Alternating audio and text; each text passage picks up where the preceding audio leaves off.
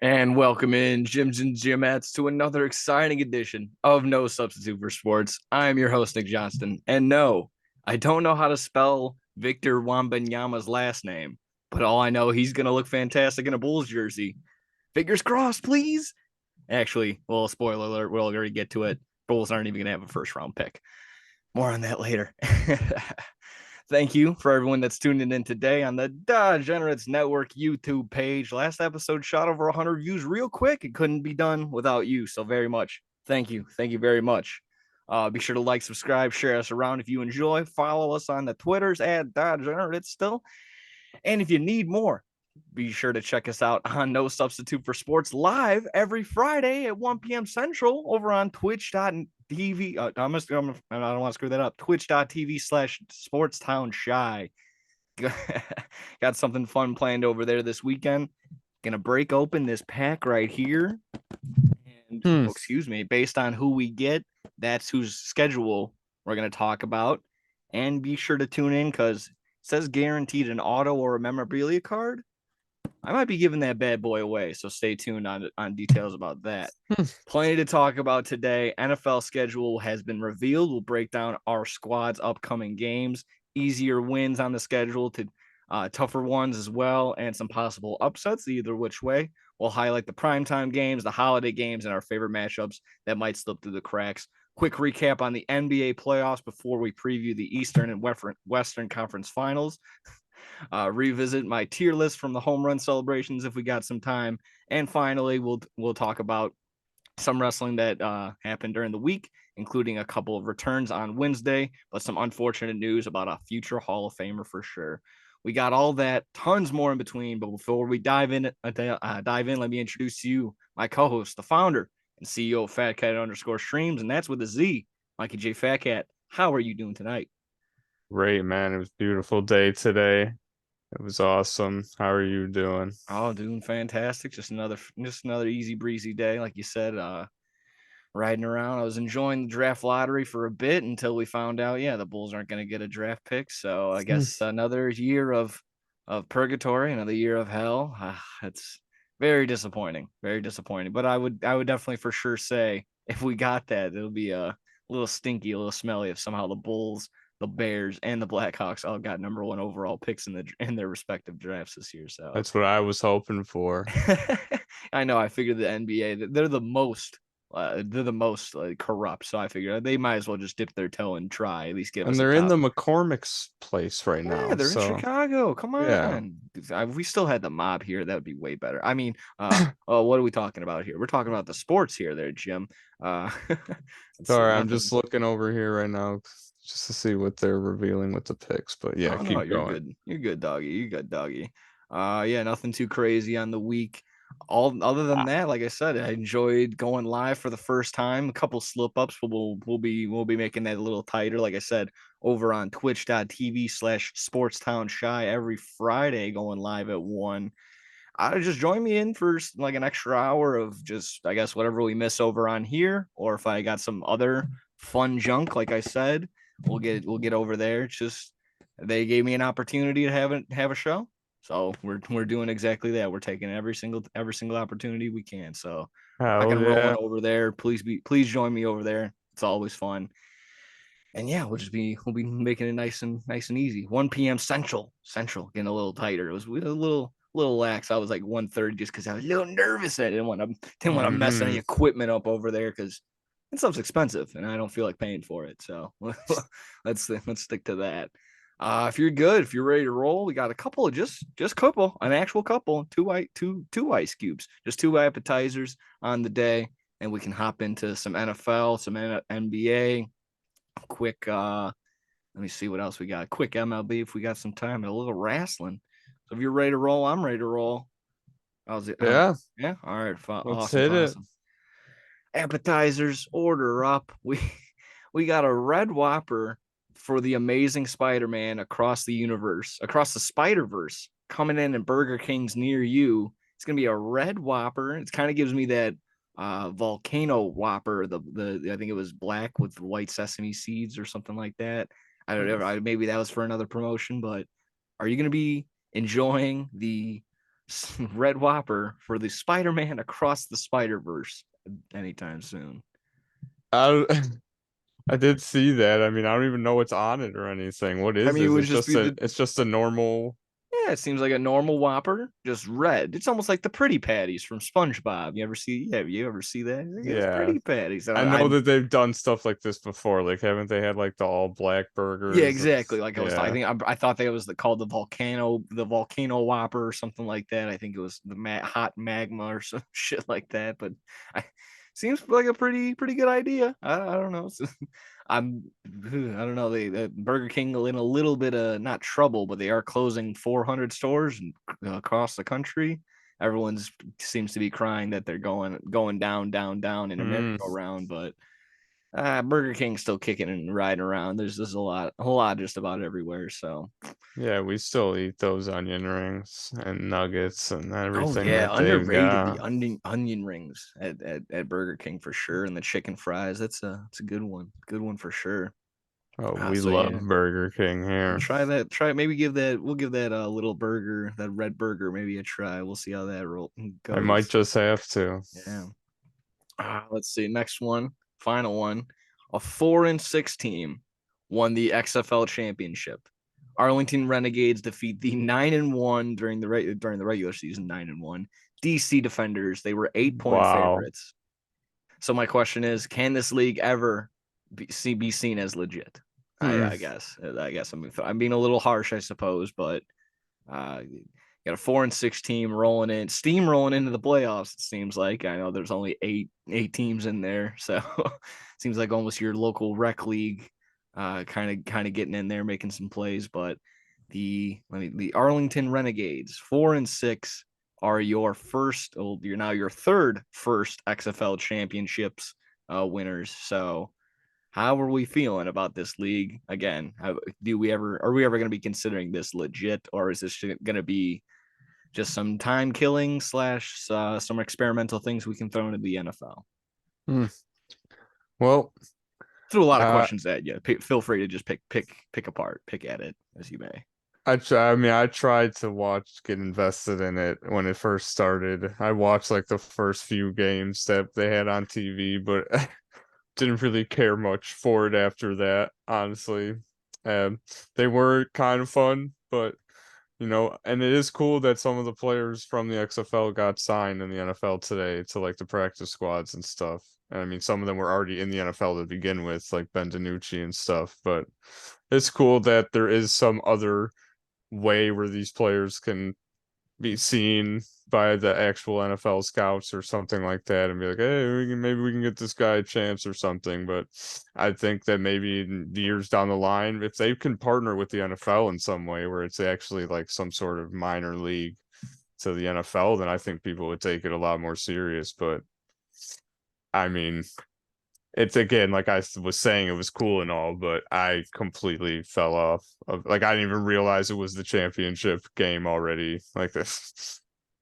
Yeah, I think you're right. A partnership or some sort of actual legitimate, like hand in hand partnership with the NFL would make it legitimate.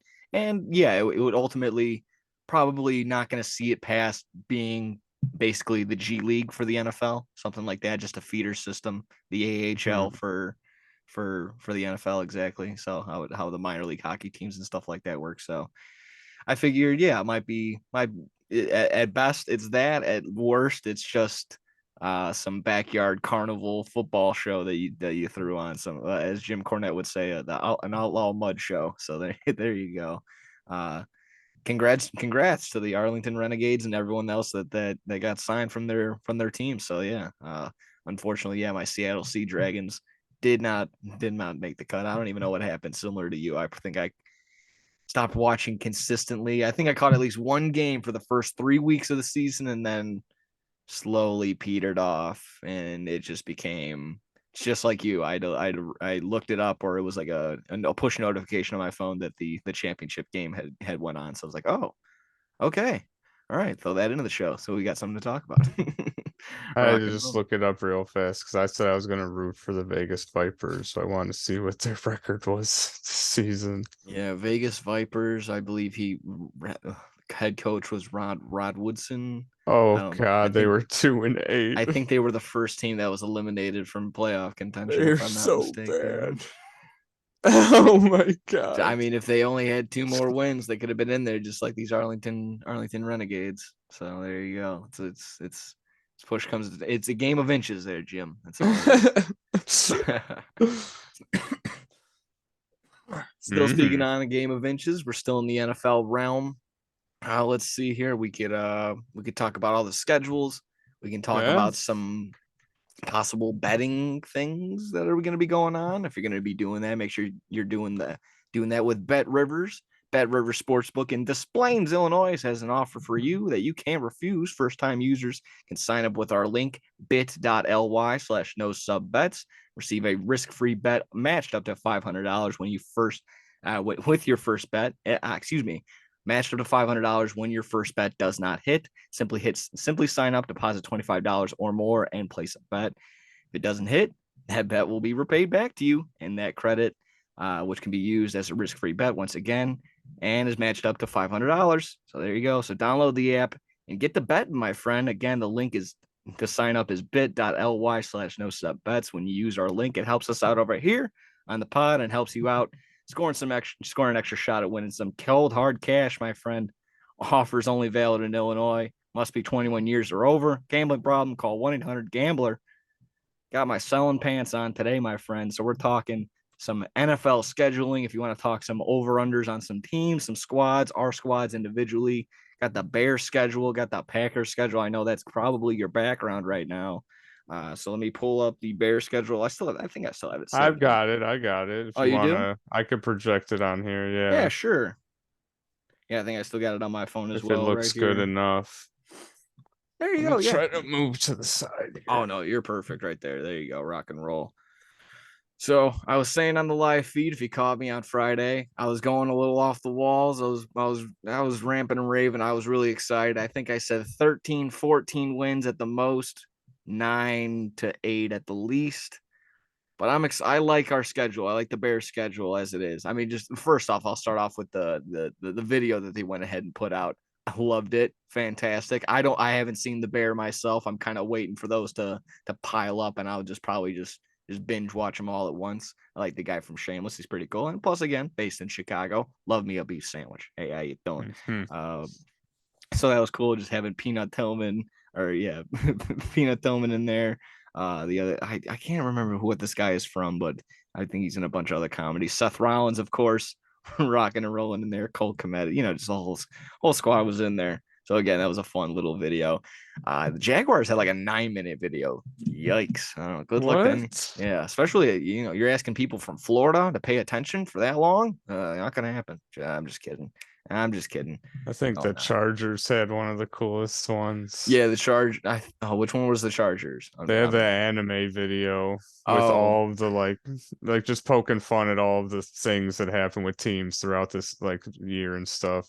Like Mike McDaniels was smoking a vape because he was caught vaping during the playoff oh game, my God. and when they said they Was were playing the Lions, they showed like gambling problem and all of that stuff because of all the players. I thought that was hilarious. again, I didn't see this one either. I think it might have been in my feed. Someone probably put Tennessee Titans win, and it was just like very bare bones. Like they made it like in Photoshop, just like spelling things wrong, Oh, there's undercasing because things. they were like interviewing people on the street Oh, in that's right. They're like, "What Tennessee. team is this?" Yeah, and they were Yeah. showing the pictures. There's just a bunch of people just horrible guesses. That was a really good one Yeah, so too. that was pretty decent. I'm guessing that the Bills probably did their randomly edited bunch of throwing together memes things with theirs. And all they have like the Oh farting. yeah. I didn't check. I actually have no idea if that's what it is, but should be. It definitely should be. Uh, Yeah, those were some of the funniest. They would release those videos during the season last year. Oh, I would laugh so hard at that. yeah, every single they would just be win, lose, or draw. Those would be funny every single time. Yeah, I mean, just getting to the schedule itself, I liked a lot of things about it. I like there's a lot of potential for some wins for primetime games for the Bears, which is if you might like it, you might not, depending on definitely how the season goes. You might not want all the bright lights and all these young guys right away, but there's a lot of excitement around this team for good reason. So Starting off week 1, Packers. That's going to be a fun one. I know you're going to just say Packers win. I say Packers lose. That's just going to be where it's at.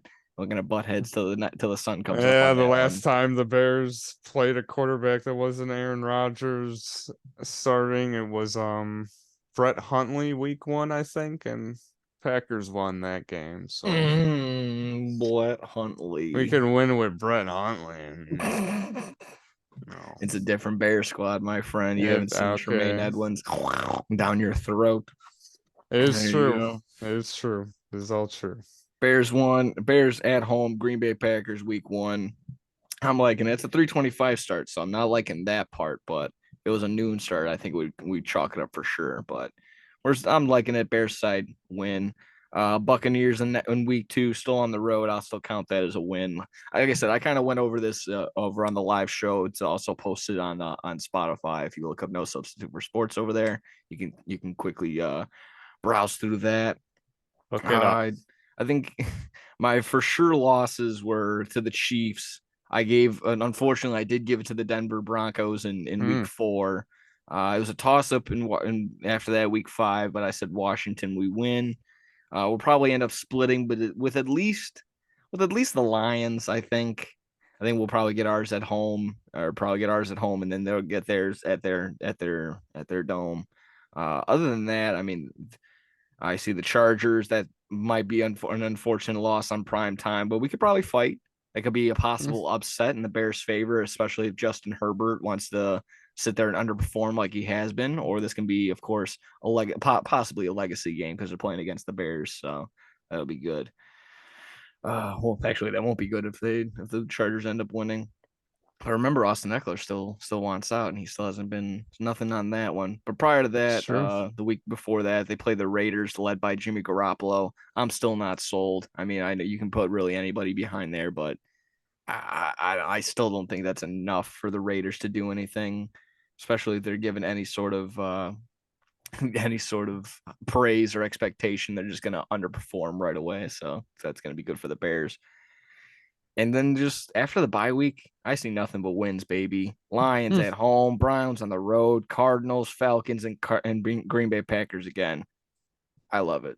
I love it. So again, might be smoking the hopium and counting all these wins and counting all these W's and seeing a bunch of all these green lights. But hey, man, that might be me. Like I said, realistically, if they go 9-8, it won't be fun, but I'll take it as an upgrade from being 3-13, 3-14. As long as we don't have another 10-game losing streak throughout the season, that's another plus. And just, of course, again, just progression from Justin Fields, seeing that these guys are actually making connections, staying in games, even if we do lose games, not getting blown the fuck out. So that's what I want to see out of the squad. Of course, Ryan Poles on 6-7 of the score said, anything less than a Super Bowl for really any squad is a failure, not a failure, but paraphrasing, but it's not Bring that's the that up goal. with Giannis. Exactly. The goal is always a Super Bowl. If they don't meet that goal, they always retract and try and see the positives from what they've done. So realistically, it sounds like to me that he was saying, Super Bowl might not be on the table, but we do want to keep progressing and progressing and progressing. They also pushed him on the Jalen Carter situation, which was also like, hey, it was even on the draft board, and he was essentially, again, I'm not going to say yes or no, but you can make your own conclusion. He's like, we want guys that have a good attitude, this, that, and the other. So again, I was paraphrasing. So maybe check that out again. So I'm liking it. I like a lot of things about the season. It'd be a huge disappointment if, like we said, if we turn around and lose to teams like the Buccaneers. Because I mean, I said this again. Every single game this year in this division, Packers, Lions, for the Vikings, every single one of us, every single team, it's gonna be super important. This division is up in the air completely. There's no anyone that says it's the Lions division to win or it's the Vikings division to win or a delusional Packer or delusional Bears fan like ourselves. I could say, oh, this is our division. This is wide the fuck open. So I know again you'll say exactly the same thing. Packers are probably gonna have some hope and some chances. every single division game is going to be so important this year. So that's why also games like against the Buccaneers are going to be important. Games against the Washington Commanders, against the Raiders, against the Saints, the Falcons, the Arizona Cardinals. They might have Kyler Murray back by that time, but fuck them, we can still beat them. So and then the Panthers, those 6-7 games are going to be huge if they definitely end up fucking up. Of course, I'm already counting against the Chargers, I almost say the Nuggets because I see Denver, the Broncos, the Chiefs, and the Chargers. I'm counting those probably as losses for sure. And then the division is up in the air. So record wise, crazy. I don't know. Again, I don't know what the numbers are. I can pull it up maybe while you're talking about the Packers. But I'll maybe take the over on the Bears win losses throughout the year. Definitely going to be looking into some Justin Fields props as well. And I think that's about wrapping up what I gotta say about the Bears. Any thoughts, comments, concerns about the Bears before you talk about the Packer guys? Again, So maybe my delusional with my prediction of 14, or right where I say at 9 and 8, 8 and 9 is right where they're gonna be. What are you thinking? I don't know about 14, but we'll have to. I think they'll have a good season. They have a very good team, so That's fair. That's fair. Like I said, I'm trying to pull up these division winners. See, the Lions are currently the favorite at plus 130. Vikings plus 265, Bears plus 380, and the Packers at wow. plus 500 to win the division. Let's see. Regular season wins. That's where we want to be. Chicago Bears over under 7.5. Over is at minus 135 currently. Like I said, if they take care, as long as they take care of the teams that we need to be and get a couple of for sure W's right out the gate in our division, that'll definitely help out for sure. So if I'm already counting 8 or 9, I'll take one minus 135. That's not that bad right there. Let's see. Yeah, like I said, you can get to any other thoughts before you get to the Packers. I think I'm good, man. Awesome, awesome. Go ahead, talk about your Packer guys. What are you thinking right there? Let's see here.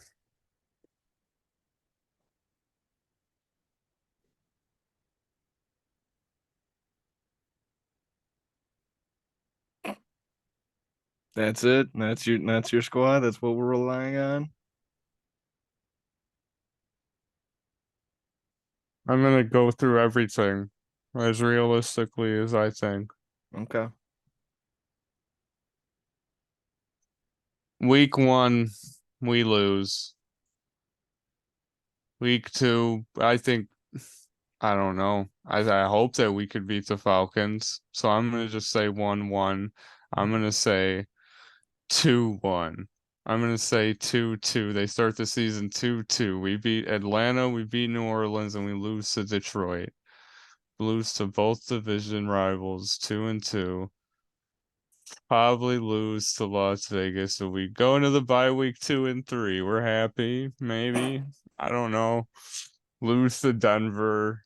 Unlimited cooks us up. Probably 2-4 now. Yep. 2-5. Lose to Minnesota. Probably cook us up. Justin Jefferson just cook us up. Rams. I mean, You're at home against the Rams. I've I I want to say win so bad, but I really don't think they will. Oh my I God. Okay. 2-6. I hope that we can beat Pittsburgh. That would be 3-6. Okay. Probably lose to the Chargers 3-7. 3-7. Oh man, it's gonna Man, that get is a tough it's stretch. gonna get Minus. rough. Just looking at these last teams, we could maybe beat the Giants and Tampa Bay and Carolina.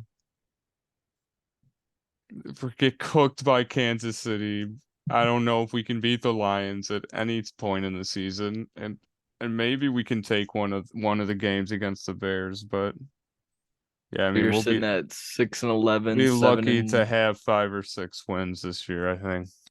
Oh boy. So you're thinking 5-12, 6-11, 7-10 possibly. How do you, my only question, because the Bears have a very late bye week 13. How do you feel about the Packers week 6 bye week? Very, Yeah, very that's early in the schedule. it's a very early bye week. I mean, yeah, it's going to be a tough stretch at the end there, like you said. So I that's mean, at least definitely similar to the Bears, you go on the road to Denver. You also, but you have a home game against Kansas City as opposed to the Bears. They have to go on the road to Kansas City. But I mean, both kind of both chalking them up to losses depending on injuries on both ends. And then yeah, I mean, looking at you right after the from week 10 on, boy. I mean, I used to Pittsburgh can be a shit show either way, but they could also be really, really grimy and really gritty, especially at home. I want to say Heinz Field, but it's not Heinz Field anymore. That can be pretty crazy. And then yeah, I mean, ultimately pretty very similar to the Bears schedule, other than I don't think the Bears play the Giants this year. I think that might be the only difference if I'm not mistaken. So hmm. yeah, I mean, definitely can go back and look anytime, but yeah, seems yeah that 10 week 10 through week 18. Good. That's gonna be grueling. That's gonna be a tough one for sure. Gonna be a lot of mental, and you're going. And it's not like you can stay consistent other than two away games. That's the unfortunate thing. Also, uh, only yeah 2 times on the year. I'm also looking two straight home games. Other than that, it's not looking like you can get like establish like some sort of consistency. Uh, any primetime games that we're Yeah, looking we at? have See a Thursday, a Monday. they have 5 primetime games. Oh wow, okay, all right. I see. Like I said, the Thursday game against Detroit on week 4, a Monday night game against Las Vegas in week 5. That's why they get those bye weekends week 6. Another Thursday night game week 12 against Detroit. Is that Thanksgiving for them? We do have a Thanksgiving game. I don't, Oh, is it against it? It is against it would have Detroit. to be Yeah. against Detroit then. There you go. And then another Monday night game against the Giants, and then I'm guessing probably some sort of Sunday night game. I just can't see what time just from how close this is. So yeah, we'll be definitely getting to all the primetime games just like that. So hmm. seeming a little grim, seeming a little low expectations. Yeah, maybe you're just doing that so they can Yeah, I mean, exceed your expectations, or that's you're what I'm just about to say. Like, I'm a diehard Packer fan, so come on, prove me wrong, man. there I'm you not go. talking shit because I hate them or something. I'm just trying to be realistic. I have no idea how good Jordan Love is, but Aaron Jones is great. Watson's great. I think that, oh, and we've got other great receivers that we drafted. Hopefully, they're good. And this defense is still there. We're probably going to lose Adrian Amos, but they've signed some safeties, drafted safety. He's But getting a little up there basically, in age, anyways, right? yeah, we're gonna have the same defense for the most part, and we got that some defensive players in the draft like Lucas Van Ness and stuff. So I think that the defense will play well if the coordinator Joe Barry isn't a fucking dumbass this year again. But the offense is what I'm just like, hope to prove me wrong, man. I hope that the offense and Jordan Love is great and the Packers are fucking rolling. So, but I just don't know. I've never seen a team like with like this except when Brett Huntley started, I think for like 10 games or some shit back Yeah. years back, but I've been used to Aaron Rodgers all my life, so this is gonna be something new. I'm honestly very excited.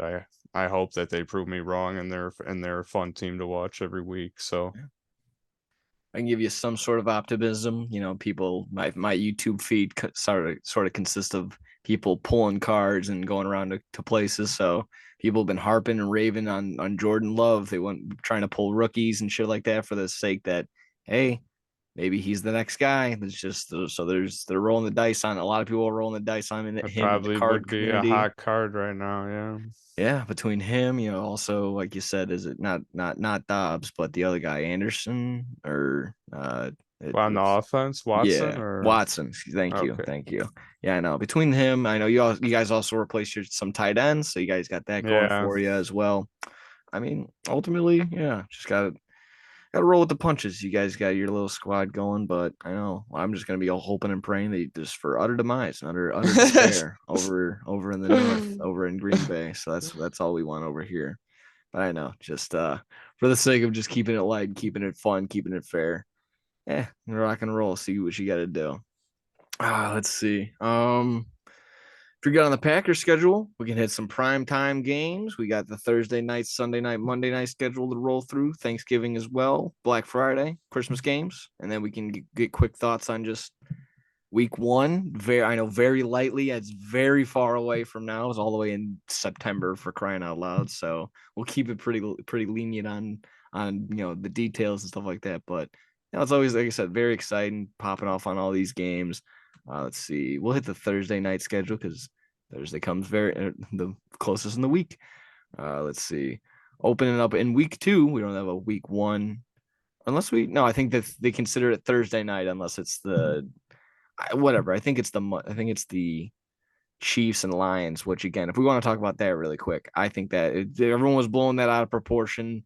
Maybe just because we haven't seen any NFL news in a long while besides the draft stuff. So,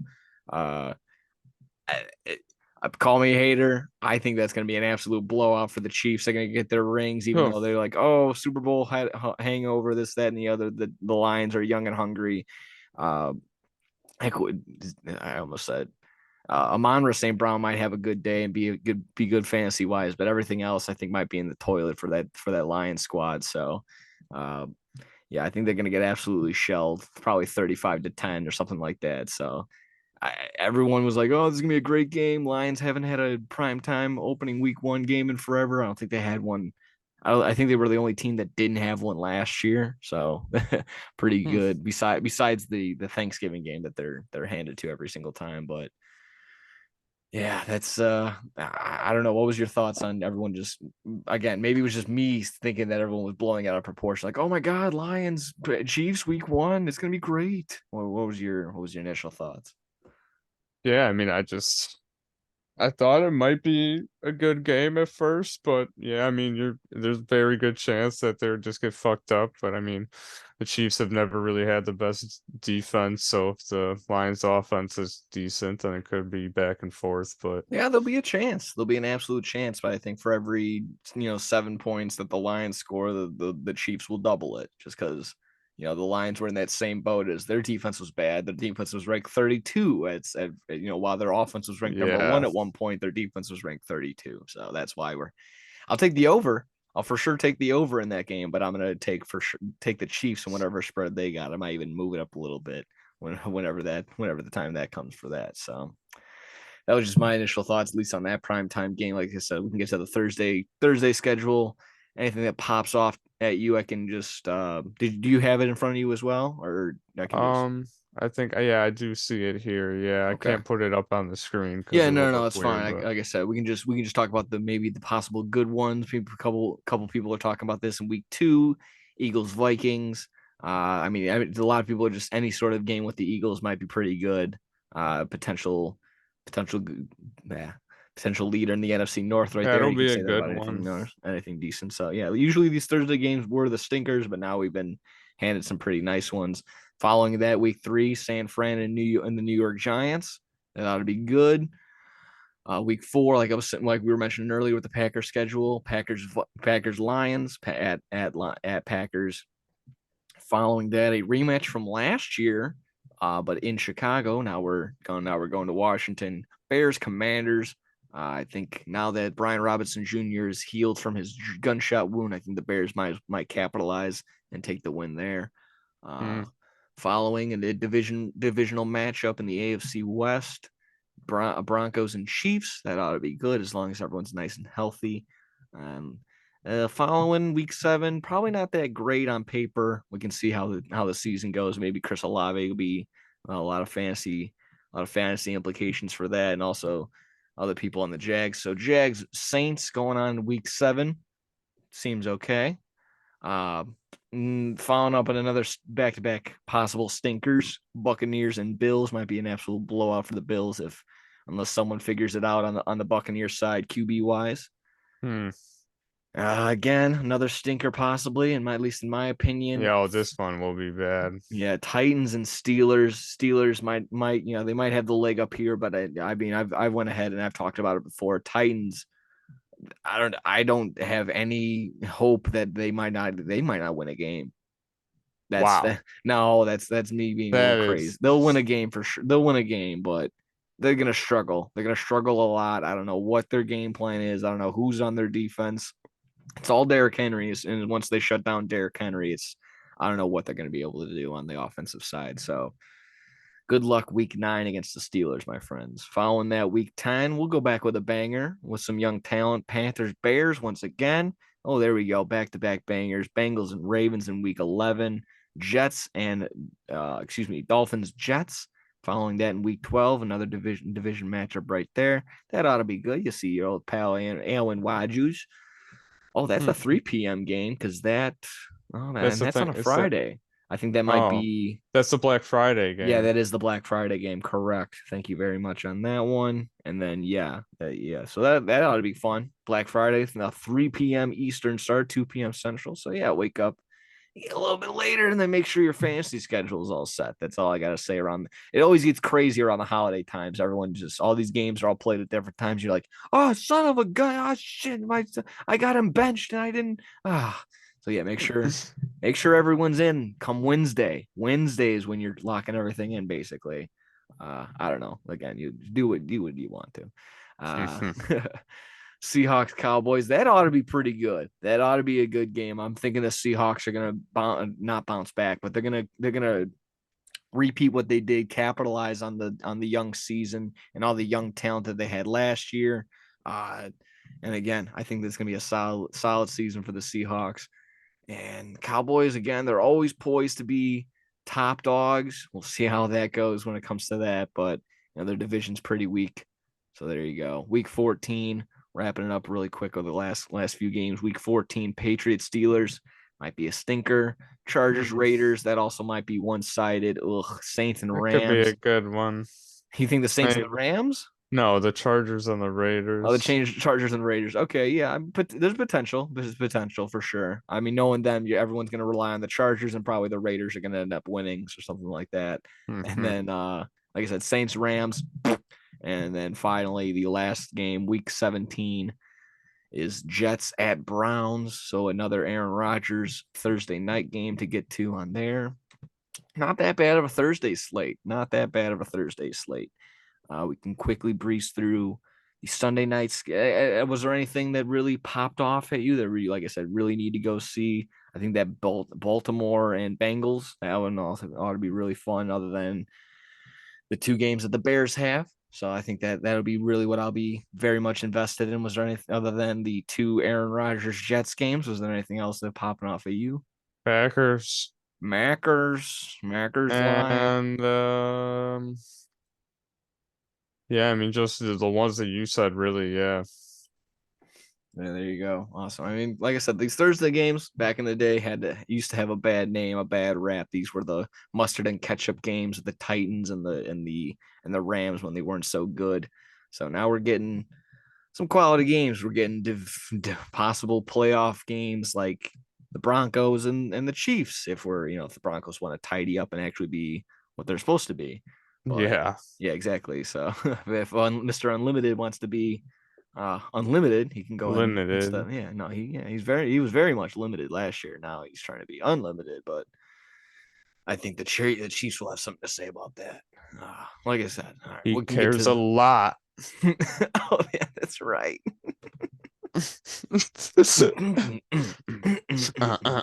Faith no more, baby. Let's go. Oh my god. What a joke. We care a lot. There we go. Rock and roll on the Sunday night schedule. We can breeze through that as well. I thought it was going to be a doubleheader, but we're 3 days. They're calling it Sunday night football, but it looks to be on a Thursday. I don't care. It What? don't matter. What's the 10th would be Sunday, Saturday. Yeah, it would be a Thursday. It would be Thursday. So they're calling it Sunday night football on Thursday. The Lions and the Chiefs, whatever. We already talked about that game. That's not Sunday Cowboys. night football. I know. Cowboys Giants to open us up on Sunday, week 1. That ought to be pretty decent. Depending on what you think. Daniel Jones, I still don't think he's all that chalked up to be. And then whatever the news, whatever that seems to be with Saquon Barkley, I think that'll be. We'll see how that goes. That in my mind, that's the only way they have any sort of chance to keep up. So I think other than that, it might be a route by the Cowboys. Following that, not that great of a to following up in week 2, Dolphins Patriots. As long as Tua doesn't get blown up in week 1, he'll probably stay healthy and stick around. But the Patriots, I don't know. Is it going to be Bailey Zappi? Is it going to be Mac Jones? If that's even still the debate up there, I don't really keep up with Patriots beat news, so no idea. Week 3, Steelers Raiders. Oh boy, these are really going to be, if you're the hardo, if you got a lot of fantasy implications, that's probably going to be the only thing that's sticking around. But other than that, these Sunday night games to start off, not too hot in my opinion. Yeah, those aren't. However, they do come back in back-to-back weeks, 3 potential weeks if you want to look at it that way. Week 4, Chiefs Jets. I think that ought to be a good one. You can write home to your mama about that one. That'll be Cowboys good. Niners in week 5. There's an asterisk next to these. I'll find out what happens, why that is at the bottom of the article. That'll be a good one. Yeah, that ought to be good as well. And then week 6, Giants Bills. Again, if the Giants are able to figure out and stay competitive, that'll be what keeps me involved. But for sure, Buffalo Bills, a lot of Buffalo Bills players for sure, probably fantasy wise, going to keep a lot of eyeballs involved. So there you go. Week 7, Dolphins Eagles. Thumbs up from me. I think that again, as long as Tua can stay involved and Tyreek Hill and Waddle's all healthy and ready to roll, that ought to be a good matchup right there. Really, again, anything with the Eagles, they're going to be top of the NFC for sure. So that's going to be money right there. That's going to be a lot of viewers. We're going to get that Bears Chargers game on Sunday night. Like I said, I was chalking that one up as a loss for the Bears. Prove me wrong, Bears. I think you can at least keep it competitive, at least keep it right. But this, as long as Justin Herbert is, as long as he gets pressured and is shaken up a little bit, that's shown that seems to be his weakness. Seems to be any quarterback's weakness. Yeah. Buffalo Bills week 9 against the Bengals. Ooh, rub my hands for that one. As long as DeMar Hamlin can stay healthy and we can keep that game going, that ought to be phenomenal. Again, keeping everyone healthy and ready to roll. Got Josh Allen versus Joe Burrows, Jamar Chase versus Stephon Diggs, throwing anybody else. T. Higgins versus probably Davis. Why am I blanking on the other guy? Gabe Davis. Gabe Davis. Yeah. Oh yeah. Yeah, there you go. So that ought to be a fun matchup. November 5th is that Sunday night game. We'll be talking to tons of fantasy as the season creeps up and creeps. I saw you just activated our league. Thank you very much, Kamish. That was cool to see. I love seeing that notification. Yeah, we're always fucking ourselves. It's the best time of the year when the fantasy gets going again. Love it. And like I said, we'll probably stay consistent. We'll either integrate our fantasy show into this show already, or we might just stick around and do another half hour in person or something like that. Either way, we'll figure that out when the time comes. Wrapping her up a little bit, we're at week 10, New York Jets Raiders. That could be fun again. You can stick around and see Rodgers on primetime once more. I'll be watching. Yeah, might leave Green Bay, but he's not going to be leaving primetime. So there you go. Good. Vikings Broncos week 11. Meh. We'll see how that goes. Again, it could be probably competitive depending on how the rosters are panning out. And then these are two teams that could be first or second in their division. The Broncos probably behind the Chiefs and the Vikings possibly leading the division. But I've already mentioned that it's really anyone's division right now, truly. Thanksgiving, we're going to get the Sunday night game there is San Fran and Seattle Seahawks.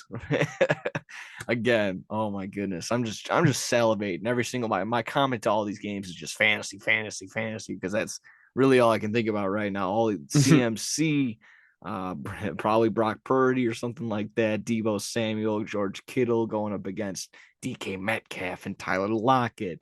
A little bit of Geno Smith if you need a little bit of help in the QB department right there. So that ought to be fun. Kenneth Walker. Yeah, so just Mm. nice little matchup right there. And I think again, we already know San Fran's defense is going to be tight and ready to roll. That might be an under game right there. Pretty competitive, that Seattle defense. They're young, they're hungry. Following that, week 12, Baltimore Ravens, Chargers, banger. Chiefs, Packers. If there was a certain somebody on the Packers, maybe that would have been considered all right, but that's okay. Eagles, Cowboys. That again, division matchup. There's always someone watching there on that one for sure. Always a Cowboys game. Whether you're hating or rooting for them, someone will be watching that game. Ravens, Jags. That'll be underrated. That'll be very much underrated again. Probably tons of fantasy implications, but anyone knows now that the Jacksonville Jaguars are probably legit and they're probably most likely going to take the division. Bengals, Steelers, week 16. And how about this? Let me get your thoughts, and we'll wrap up the final last two games really quick. Actually, one of them is to be determined, but a Peacock exclusive Buffalo Bills and Chargers. I know we already have Peacock in our respective homes, but how about to those that don't have Peacock? Is this gonna piss you off, or are you just gonna put on your pirate eye patch and hat and get a bootleg link? I would. How are you feeling? Just this, I don't know, this corporate takeover, this integration, or if it's just, I don't know, they were just able to strike a deal with Peacock. What are any thoughts? Anything itching at you about this? Yeah, it's dumb as fuck.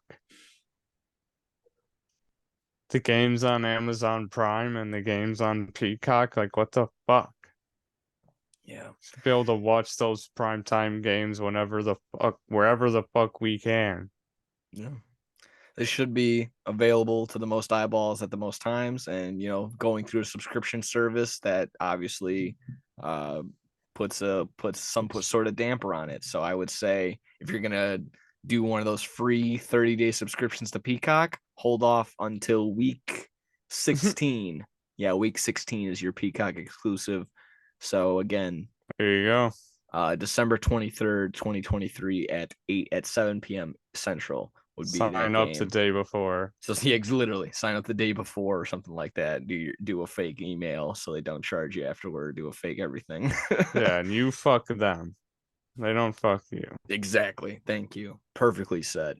Yeah, and then there you go. The last one, Green Bay Packers, Vikings could potentially decide some division wrapping up. Maybe your Packers are overachieving your eyes, or they're dead in the water like my hopes. And the Vikings, again, hopefully they're dead in the water as well. This is going to be a New Year. I'm so bad. This would be New Year's Eve. This would be December 31st. So the nighttime game. So going to be hopefully a Packers loss going into the new year is what I'm going to be hoping for. And then they have to be determined set for January 7th. I'm not entirely sure what that's going to entail. I see some asterisks next to these numbers, but I'm not seeing a key as to why there are asterisks. So, fuck them. We'll go ahead and go into the Monday night schedule. Let's see. We'll just crank through these as well. Let's see. Bills and Jets division game. Awesome. Why not? Saints Panthers. Yeah, Saints Panthers not too good. Browns Steelers probably one-sided as well. I think the Steelers are going to be a little bit better, but not as good as the Ravens in that division. So there you go. Ingles. Joe Ingles from the Utah Jazz. Eagles and Buccaneers in week 3. Oh boy, can I smell a blowout. Rams Bengals, I smell a blowout. Seahawks Giants, that ought to be okay. Packers and Raiders, that ought to be okay, depending on how the squads are looking. Cowboys Chargers, that ought to be okay as long as the Cowboys aren't underachieving. Same with Justin Herbert on the Chargers side. 49ers and Vikings, that thumbs up. That's some potential right there. Raiders Lions. Might be a beat up game for the Lions, depending on how the Raiders are looking. Again, I don't have a lot of high hopes in Jimmy Garoppolo. Chargers, Jets. There you go. Thumbs up again. Come week 9. We get the Broncos and the Bills. potential right there. Eagles and Chiefs following that. There's your Super Bowl rematch right there on Monday night, November 20th. Eagles Chiefs. That ought to be fantastic. That'll be awesome. Bears Vikings week 12 to follow that up. Again, as long as the Bears are staying competitive in the division, I'll be super happy about that. And hopefully we can take one even on the road against the Vikings. The Vikings are I mean, can you ever trust Kirk Cousins? I wouldn't. No. Bengals and Jags. Oh man, that's gonna be a juicy week 13 game to watch. Packers and Giants to follow that one up. Chiefs Patriots in week 15. That's gonna be a beatdown game for the Chiefs just to get themselves right, probably. And then to follow it all, week 16, the last game will be Ravens and 49ers. Ooh, that one's a good one. That one's gonna be a juicy one. Oh, that's a good, yeah. Lamar Jackson coming in off his new deal. Niners are just stacked to the gills with talent, always led by Brock Purdy. Again, as long as I would keep saying it, as long as everyone's healthy throughout those times and all these primetime games, we're gonna be getting a lot of great games. I kind of already threw in basically the other games, other than I'll maybe highlight the actual Christmas games themselves or get a quick thing on those. Yeah. But those everything that we just kind of talked about. Whew, we're gonna be dishing out some pretty phenomenal games. Cannot wait on that.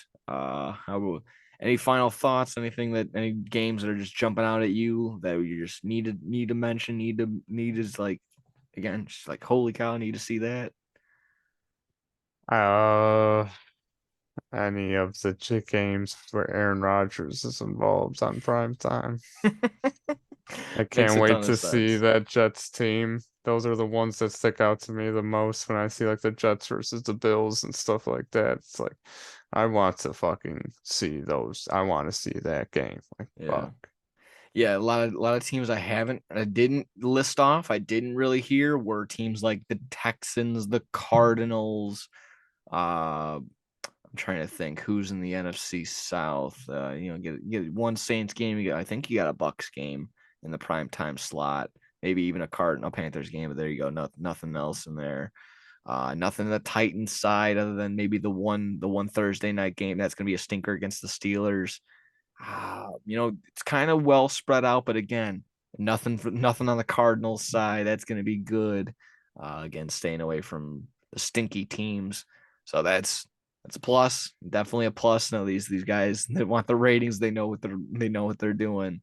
Uh, Other than that, I think we're gonna be poised for a very solid season all around. And again, between that, be games like I mentioned, Jags versus Bengals or Ravens and Bengals, just the really young teams that were always like, oh my god, they're the dark horses in the playoffs. Those are the games that I'm gonna be excited about. Seattle and all these primetime games. These young teams that are just gonna be hungry, ready to win.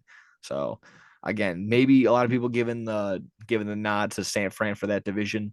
San Fran or Seattle might be hot on their tail. So that's just my thought. Maybe I'm just putting too much into it, but I like what they did last year. He made a wild card spot without really doing anything too special, having a lot of injured guys, and Geno Smith was at the helm, ready to roll. Was their guy. So they get another year of that, actually something consistent, and stepped up, and they got some And they good get guys the going. best receiver in the draft. Exactly. Just complimenting everything else that they got there. So that's gonna be a nice little season. So I guess that wraps up the schedule and everything else in there. If you're good on that, we can talk. We can talk some NBA. Yeah, I will say the Chiefs and Eagles will be awesome too. Oh yeah, definitely the Super Bowl rematch. Right, what I think I said week 11 on Sunday night. That or Monday night. I think that ought to be phenomenal. Phenomenal. I'm also Oh yeah. trying to think any other ones that were sticking out. Yeah, like the Bills and I think the Bills and the Jets, like week 4 or something like that. Again, we literally just went through all of them, so just Mm-hmm. those ought to be good. So yeah, I guess kind of something that you mentioned. Anything with Aaron Rodgers, you're going to be interested in, and sure, Aaron Rodgers going on to a new squad, that's going to be a lot of new eyeballs. Either you're gonna be rooting against him, you're like, oh, I want him to do bad, or you're like, hey, I just want to see some new football. I want to see him in Mm-hmm. some new threads.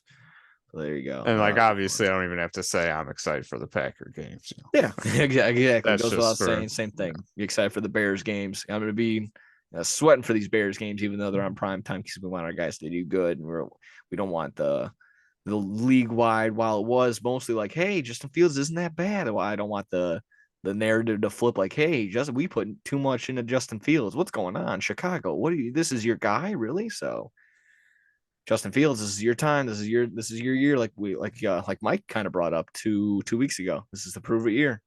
So there you go. Rock and roll. Everyone's watching. Everyone will be. Everyone will be. I'll take the Bears over on those wins, 7.5, baby. What are the Packers at? I didn't check. I did not see. Before we switch over, I can definitely take a quick gander. I wonder if the betters have the same mindset as me. I mean, with them being plus 500 to win the division, I would think you're probably right. Probably at like the 6.5 range. I'm trying to regular season wins, Green Bay in alphabetical order. Yeah, I didn't see again like another team like the Colts, didn't see them on any primetime games. For good reason. They're gonna be dog ass. Yeah, Houston Texans. Okay, yeah, so 7.5 also, but the over on that is at minus 105. The under is at minus 115. So the public is favoring the under. I would take that. Yeah, I think so too. I think so too for that. Yeah, that sounds great. All righty. If you're good on that, we can get to some NBA. We had some playoffs. We had the draft lottery happen, what, an hour ago, really, as we're recording this.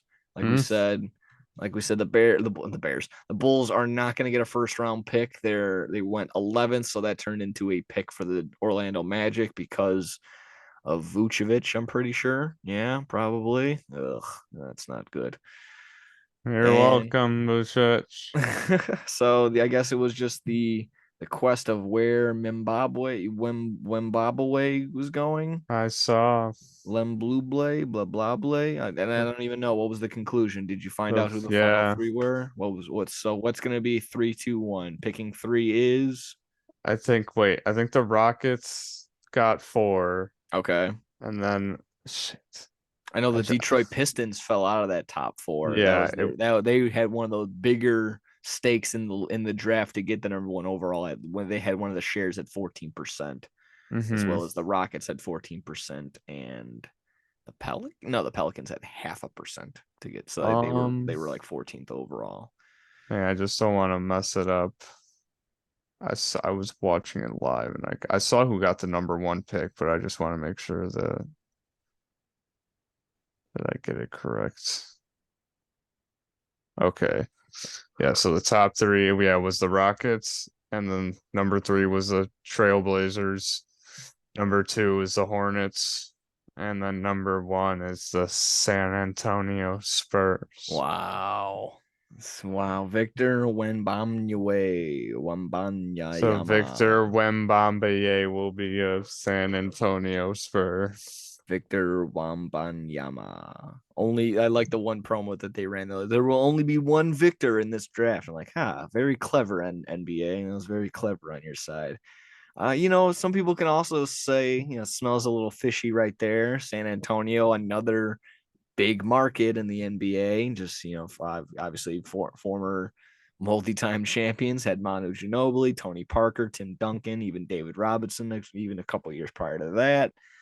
So they've had some fair share of their success. I think Greg Popovich, like we mentioned a couple weeks back, I think he announced that he's done even after this year. Yeah. So that could be a benefit for this young guy, not be having to, I guess, play the older style rules from Pop. But I guess he's a Hall of Fame coach. He'll still be involved in the organization in some sort of way. So again, I think and for him probably a little bit better in terms of just the overall structure, and being a Spur makes a lot more sense than being a Charlotte Hornet. He probably only would be around there for a couple of years before he hits an actual big market. But yeah, I mean, not too shabby. I'm not going to sit here and complain. The San Antonio's been pretty non-existent these past few years, ever since, like I said, those guys have retired. Ginobili, Tony Parker, Tim Duncan.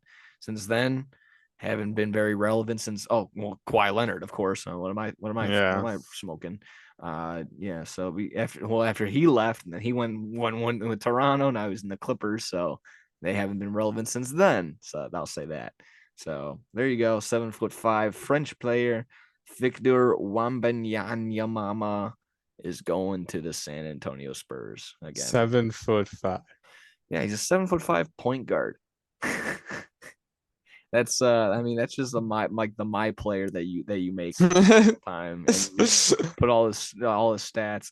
I mean, yeah, I just you hope for the best for this kid. He's gonna change in some sort of way, just like Curry. He's gonna change the game in every sort of way. He's the athletic big man. He's gonna be able. He's got the handles, shoot, and he's gonna defend these small point guards that are a foot shorter than him. So that's just not fair. Simply just not fair. So these high end guards are going to be non-existent for probably the next couple of years with this guy coming in. So that's pretty good. It would have been fun watching him on Charlotte with LaMelo Ball, and then maybe even in that same sense with Damian Lillard on the Portland Trailblazers if Damian Lillard is sticking around. But I'm okay. I'm okay with San Antonio. I can't name anybody off that team right now, but there you go. Glad Detroit's not getting them, just because obviously they're in the Bulls division.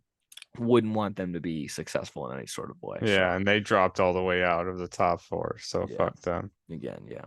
So unfortunate again, being Bulls fans, not going to get a first rounder. It looks We like at didn't get least, anything, yeah. yeah, not going to be picking at all. Hoping and praying maybe they do something to get in there, but I doubt that. Let me see. Trying to see if when the Bulls pick would be. Oh my god. Goodness, my goodness. Do they even Hmm, get a pick this year? I'm trying to find. that's not good.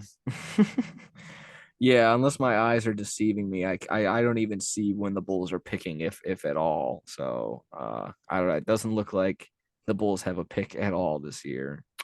Yeah. That can't be possible. Again, Is that at all?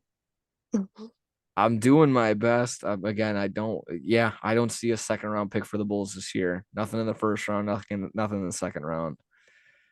Uh, Brutal. Not gonna. So I guess it's just that's a day off for Bulls fans. You don't have to pay attention to the draft that day, unless you get a ring a ding ding and it says that the Bulls have traded into the first round or something like that. So No, yeah, you're right. It says the Bulls don't have a pick in the draft. there you go. Nothing to worry about there. Nothing to focus on for that. So again, on my end, in terms of stuff I got to research and things I got to put together for the show, I'm gonna put my feet up and say, awesome. Not even gonna worry about it. Not even gonna worry about the draft at all. So there you go. Unfortunate, Wow. but a day off. We're gonna suck ass. Yeah, we'll get to that when the season comes. I'm just putting off all the despair and all the ranting and raving just in future time. I want to be happy. I want to be happy because Sox just suck and we're in purgatory with the Bulls, and Bear season hasn't started yet, so that's cool. And then the Blackhawks have been, in the toilet, but we got the first overall. We're getting Connor Bedard, baby. So there's hope right there. So I'm just pushing all the bullshit aside for the meantime, and we're focusing in on the positive, and we're doing that. So that's what we're doing over here on those Substitute for Sports. Hopefully you can do that as well. Yeah, besides the lottery, we had some playoffs still checking in on that. I believe as we are recording, the Western Conference Finals game 1 has tipped Yeah, I've got off. it on right now. There you go. I think the Nuggets are currently up 44-32 with 9 minutes left in the second quarter. Yeah, so I'm actually getting the feed right now on my phone, so I might as well put it up and watch it in the meantime. So yeah, I don't know how you're feeling on this series. Maybe we can just preview really quick Western Conference and Eastern Conference Finals while like I said, while I brought up the score. Just how are you feeling on this series as it's getting kicked off? Anything jumping out at you other than should have been potentially the MVP in this series going up against LeBron and AD in this one? What are you thinking? I really just can't believe the Lakers and the Heat made it this far. That's what I can't believe. Both playing teams, I think, Correct. and they both are in the conference finals. The Nuggets and the Celtics doesn't surprise me, but these will both be good series, hopefully. It seems like the Absolutely. Lakers are kind of getting cooked right now, but maybe they'll come back or something. But they'll be good. They'll be good series for I think sure. so too. I think realistically, I mean, me being hopeful and still somewhat realistic, I think Denver probably takes this in 6. I think the home court advantage in Denver is just so is good. I mean, the altitude, the fans are still with them in there, and I mean, the Denver Nuggets, they're good. They're a good team as far. I mean, you might see them. I was kind of describing them somewhat as a G League team because Jokic is just that good. He's able to bring them up there. But I mean, from start to finish, basically this entire season, they were the number 1 seed. It was never really like a debate slash. It was number 1 for Denver, and then it was kind of like, all right, the Grizzlies, the Sacramento Kings, and everybody else were gonna fight for 2, 3, 4, 5, 6, 7, 8. And like I said, they stayed consistent throughout the entire time. So I'm gonna give them the nod going into the finals.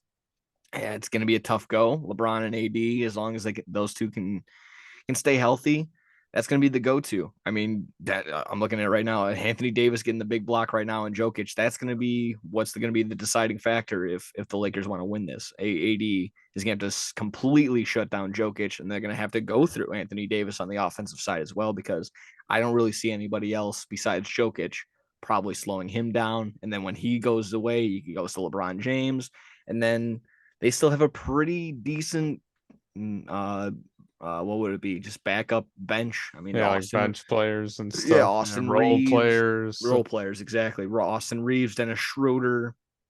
They're decent. D'Angelo Russell, also decent.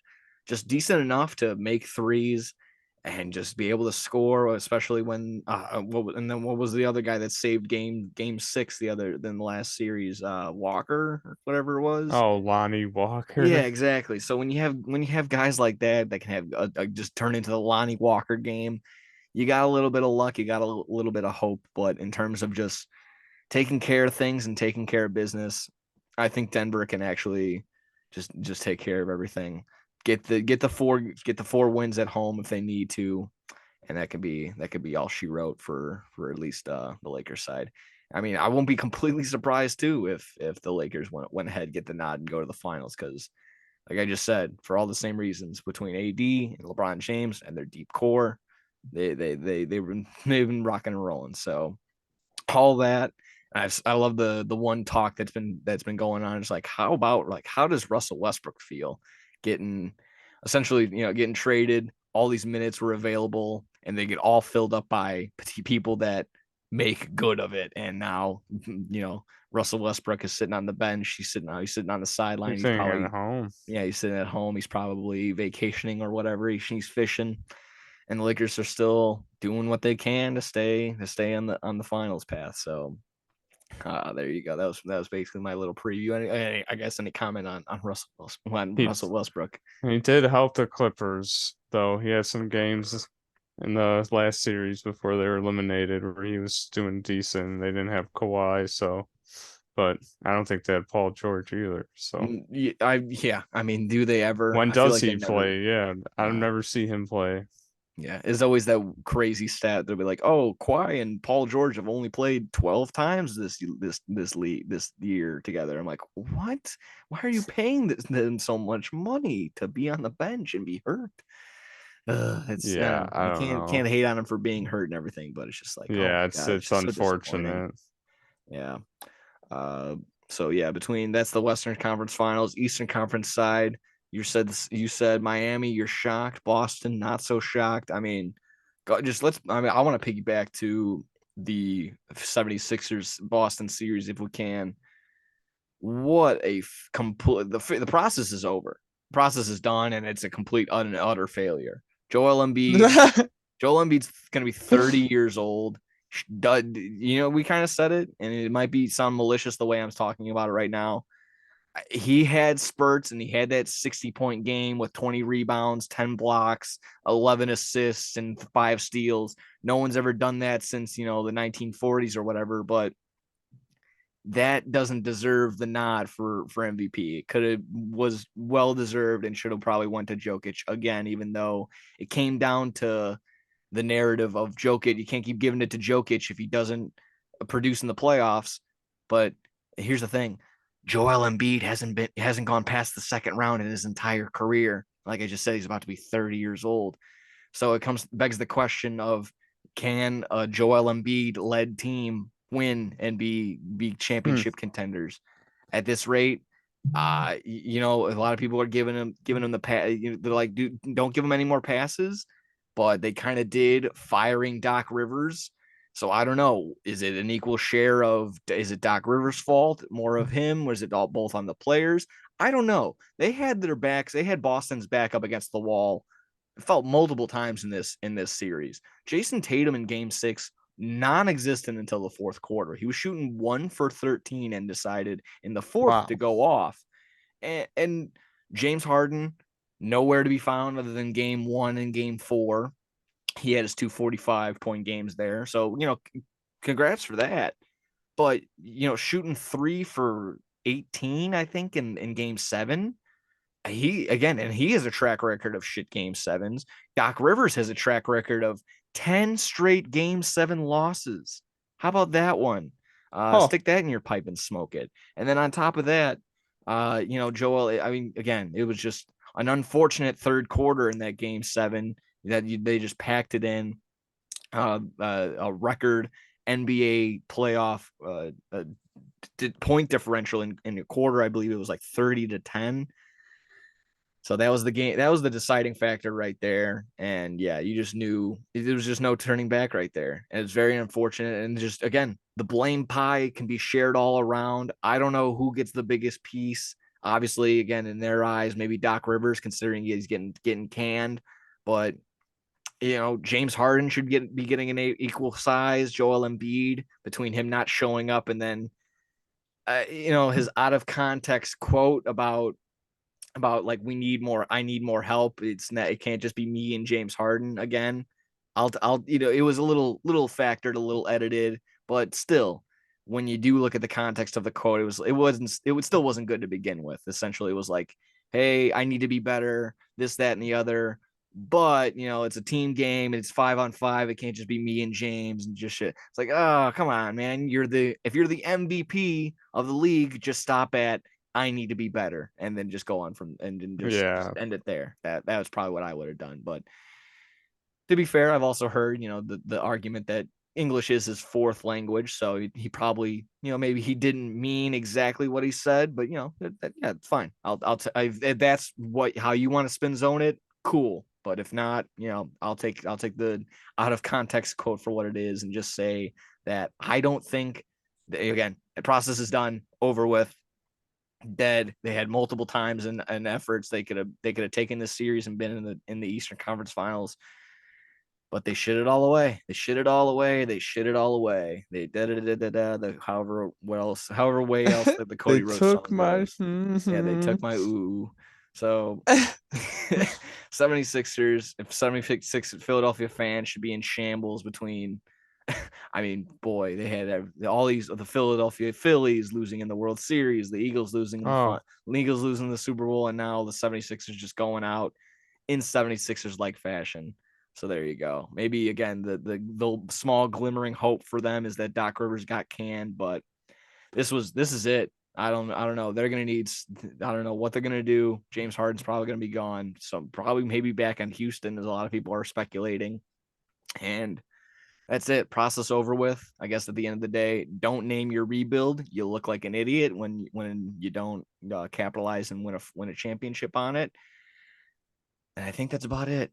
Yeah. At least on that series, I just was taken back. I was just like, wow, again, just another year for the squad where they have just on paper, sure enough, should probably be in the finals, if not just making sure that they're in the Eastern Conference Finals, and they can't even do that. So again, maybe you can backtrack if you want to make any comment who you think the biggest blame pie share should go to between Embiid, Harden, Doc Rivers, or anybody else on that team. Maybe Tobias Harris being the worst max contract player in history. But I don't know. Any comments on that past series besides getting into the Eastern Conference Finals? I didn't even preview that yet.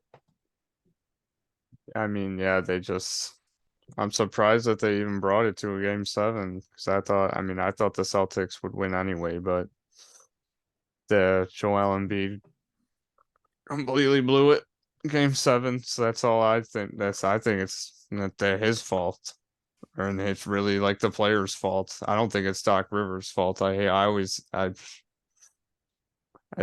didn't perform, so then they fire the coach because it's an easy way out because they can't get rid of all the players, so they gotta fire the coach. But I mean, I don't know. I think that they just shit the bed game 7, and then they just fire him so it could be like, yeah, let's start new and let's go hire another coach that got fired this year. It's just so it's just a out in and outdoor with the coaches. I don't know. It's just what teams do when they are trying to find someone to blame, and they'll want to Yeah, there's blame no the job player. security in the NBA when it comes to head coaching. I mean, a I team mean, that yeah. just won the finals 2 years ago with the Bucks, he just got canned this year. So it's just like, what are we doing? I mean, yeah, Mike Nothing? Budenholzer, the coach for the Bucks, brother literally died during the series against the Heat, and they fired him. Oh So my god, I did not know that. Yikes, that's even worse. yeah, Yeah, there's no loyalty. yeah, and I mean on the flip side, they got. I guess that would also be the only hope for if any 76ers fans are tuning in right now. You got Mike Budenholzer. The Suns coach just got fired as well, so he's probably potentially out there for hiring if you want him in any sort of aspect. I think there was another one Monty that was Williams. yeah, yeah, Yeah. yeah. So I think there was probably one more coach if I'm not mistaken, but whatever, it doesn't matter. Maybe Craig Popovich says, "Yeah, I'm gonna retire," and then he goes to the 76ers. Like what? Ultimate heel turn by Craig Popovich. Uh, let's see. Yeah, so we talked about. Oh, I mean, yeah, we can even backtrack again onto another series, but yeah, let me quickly preview the Eastern Conference Finals between the Heat and the Celtics. I mean, might be taking the chalk. I'll take the Celtics. You know, they're. I saw the thing on Sports Center, like 97% leaning towards the Celtics in favor of them just winning the series, and then of course the top reply was Jimmy Butler's quote of like "go fuck yourself" or something like that. I don't know whatever it was. Some people are great on the internet, but yeah, I mean they can be gritty, they can be tough. I really don't know. I'm kind of with you. I don't know what it's been with the Heat other than maybe just played the Knicks that aren't that great and got a hold of a Bucks team that got Giannis hurt. I mean, they didn't hurt him, but they got to hurt Giannis, so they didn't get a fully 100% Bucks. And again, the Knicks again not that great on the offensive Yeah. side, so able to take advantage of that series. So it might come down to Jimmy Butler being basketball Jesus and he having to score between 40, 50, 60 points a night for them to stay competitive. But ultimately in a 7-game series, Celtics getting the home field advantage, home advantage in a sort of sense. I'll give them the nod, especially with Jason Tatum just going bonkers and ballistic like he did in game 7 for 50 points, 52, if I'm not mistaken, the most in game 7 history. I think he just took it from Steph Curry. Curry. Yeah, he just took it from Curry, who did it this year. That's Uh, crazy. yeah, honestly. And then when he's not going to show up, or if he only scores 25, then Jaylen Brown can show up, and then Marcus Smart can not score, but get in your face and be pesky and be all scrappy and whatnot. And then you have a couple people. Their Celtics might be. I was talking about the Lakers being deep. The Celtics might be the deepest. Robert Williams down there as well. Then they also have another Like guard on. Derek White, and Yeah, there you they go. got, and I think Malcolm Brogdon starts, Yes, but Malcolm Brogdon's 6 man of the year, so oh, there you go. they do sometimes flip flop with him starting, obviously, but I guess it just depends on the matchups and everything else. But hey, they some have argued that with those guards, those 5 guards could be potential starters on all sort of teams. So makes sense to me. I'm not going to completely say Celtics completely win everything, because if they go Celtics Nuggets, that would be pretty exciting and pretty. Oh yeah. I mean, head on head collision of some. I guess what would be the what the Denver Nuggets excel in, the Boston Celtics don't, and what the Boston Yeah. Celtics excel in, the Denver Nuggets don't. So it'd be a clash of styles right there, and I would actually absolutely love that matchup. But yeah, again, not maybe Miami gets one at home, but it could be could be a 5-game series. I think for in favor of Boston. How are you feeling on the series? Yeah, I think Boston. Yeah, I think 5 sounds reasonable. Maybe the Heat steal one game at some point, but yeah, I think the Celtics move on at this point, and I think the Nuggets will win this series, and I think it will be Nuggets Celtics finals. That'll be awesome. That would be fun. That would definitely be fun. And then I don't know what the odds were. This is always a fun bet throughout the year, but you usually got to make it very early on in the playoffs. It's any brand new NBA championship to be crowned. So I don't think the Denver Nuggets have ever won an NBA championship besides the other 3 teams they all have, of course. So that would be a pretty good ticket, whatever you got those odds at. Probably like at least like plus 1100 or something like that Be for a something big like that. Nugget fan. Yeah, you're a big Nugget fan right now. You're for the Nuggets right Come on. now. Yeah, I would eat so many chicken nuggets for them. Hell yeah. 2 quick things in the NBA. Let's see. Going back to the Suns and Nuggets series, a little bit disappointing in my opinion, considering that the Suns were head-on favorites as soon as that Kevin Durant trade was made. So my comment or my concern, my little throw, what I'm gonna throw up to you is basically just should Kevin Durant have gone to the Knicks instead of the Brooklyn Nets? Huh. He should have stayed on the Warriors. That's very true. That is also very, very true. He should I have know. never left. And they could have just won so many Just kept championships. winning and winning and winning. And yeah, I mean, that would have been exactly that. Every other series if Kevin Durant was on these Warriors, I mean, that wouldn't have went to game 7. That next series wouldn't have went to game 7. There probably would have been game 4, game 5, and then that would have been it. They'd have been sitting pretty comfortably going into this Western Conference Finals. But yeah, I guess just maybe it was Stephen A. Smith that was saying a while back, join the Knicks or whatever. But I think he was Mm-hmm. probably ranting and raving, bouncing around as soon as Kevin Durant got eliminated for that exact thing. He's like, oh, you should have went to the Knicks. I mean, they probably would have been in the same boat in my mind. Yeah, probably. If they Yeah, couldn't, the Suns he couldn't get it done on that team. I don't know. couldn't get it done with Devin Booker, who was the first player in NBA history since Michael Jordan. If you didn't know that, he's the first player. Hmm. No, I just saw that. I don't know if you saw that one meme. It was just they did it like that. They misspoke. They're just like he's the Oh yeah, first I player was since like, Michael what? Jordan, and there was no stat. And everyone's just in the comments like congratulations. So yeah, no, I mean what they were probably actually referring to is he's probably the first one since Jordan to be the most efficient in games or something like that. But he was going bonkers in this series too. But just the Nuggets were able to take care of them. I don't know how it was, but just they were able to. So yeah, Kevin Durant should have went to the Knicks possibly, and then finally, uh, John Morant on IG Live with a gun Hmm. again. Why? Ah, I maybe it's just the sloth like mentality in me, but why must you be in the spotlight again? These guys that get in trouble, maybe it comes down to a maturity factor, but why must you be in the limelight? You were on your friend, not even yours. You were on your friend's Instagram live with right around 100 people in it. It took 100 people to screen cap it, screen record it, slow it down frame by frame, and boom, you are suspended, possibly suspended for some portion of the season.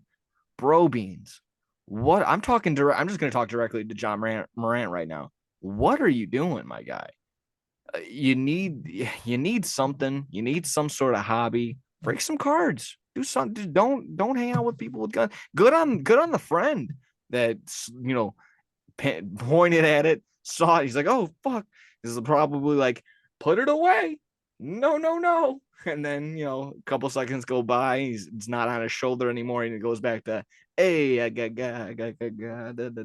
Mm. just simply, again, like I said, it might be like my lazy brain, my lazy mentality of saying, hey, I'm not going to go out today. Maybe I'll just play video games or bake a cake or I don't know, look up a conspiracy theory online and just go on a rabbit hole and we'll do something like that. I don't need to go in my car and listen to whatever and prance around with my gun.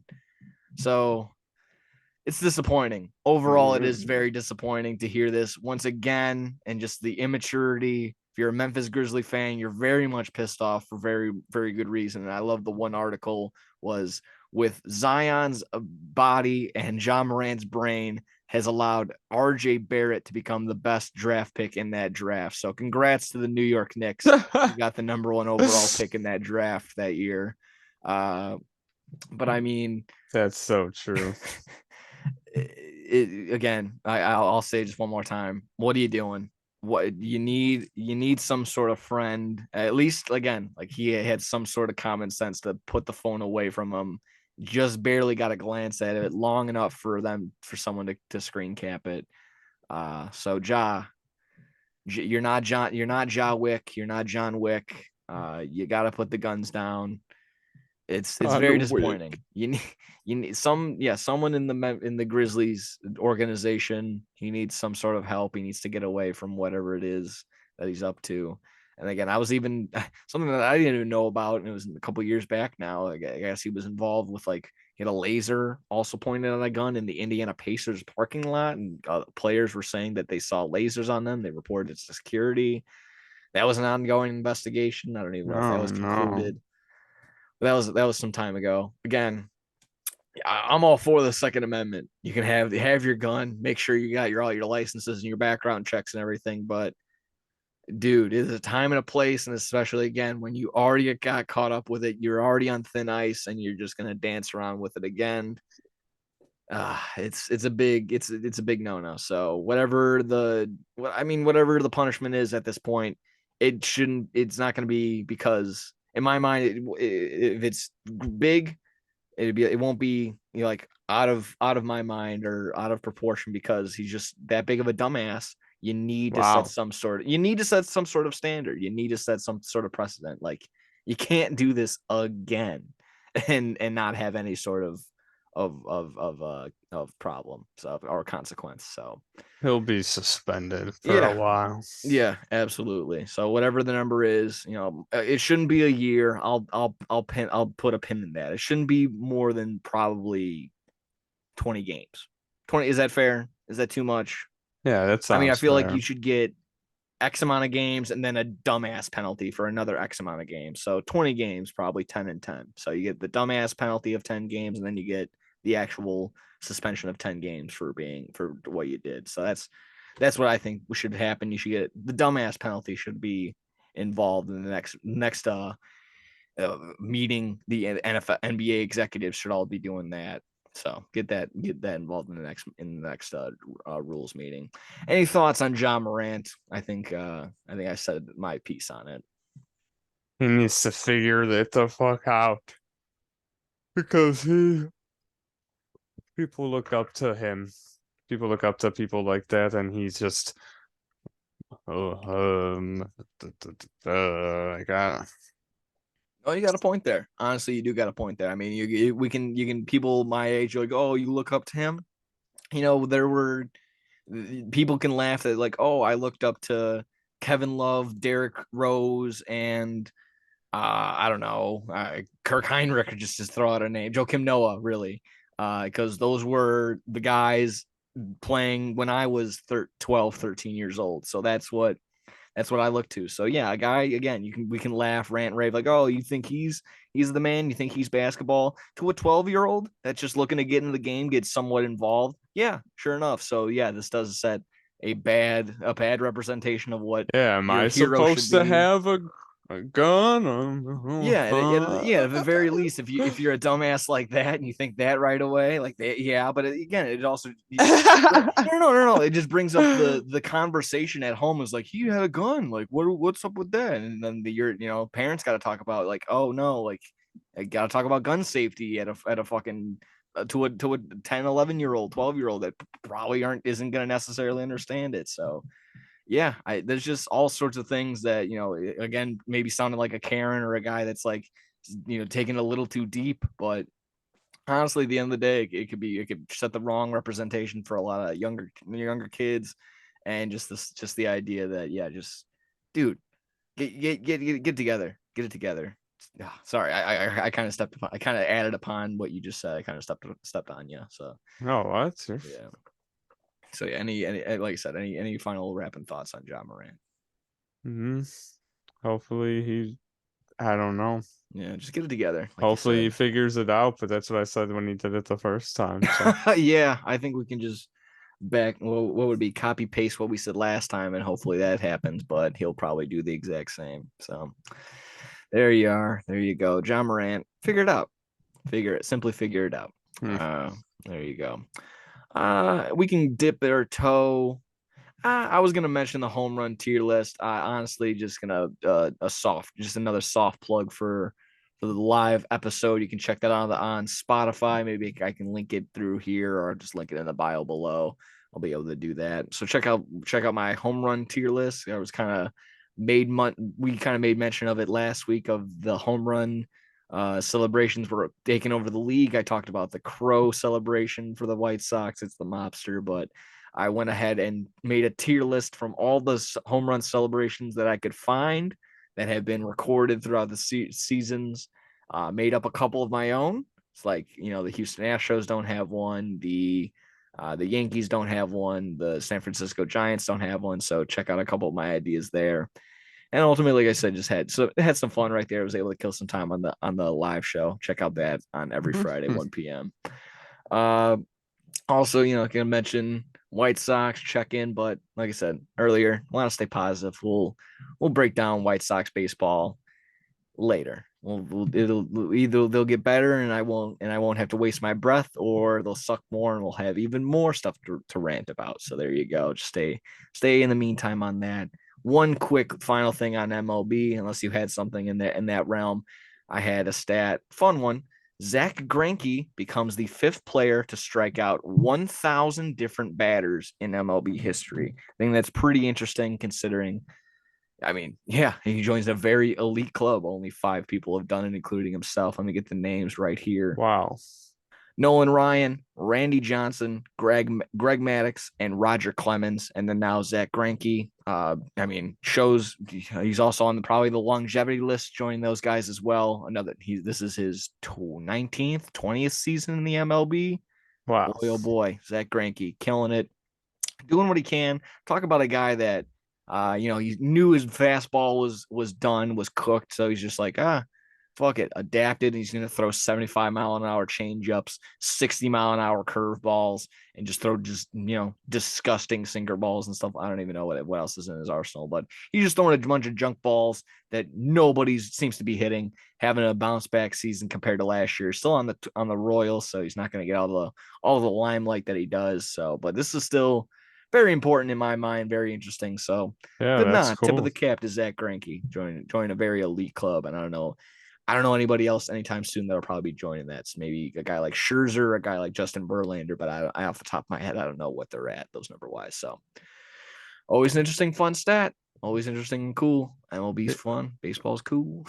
Oh yeah, that's awesome. Yeah. We'll wrap it up with some wrestling. If you're good on that, we'll breeze through some topics, some news from everything that went on during the week. If you're ready to roll on that, we can go ahead and hit it. Yeah, let's do it. All righty. We'll start at the top. Maybe with some dynamite. Maybe just some takeaways from John Moxley and Kenny Omega steel cage match. If you again, maybe some spoilers. This is from 2 weeks ago now. We just had last episode. Yeah, on Wednesday. No, this happened last week. Yeah. Yeah. Okay, sorry. My brain's a little mashed potatoes right now.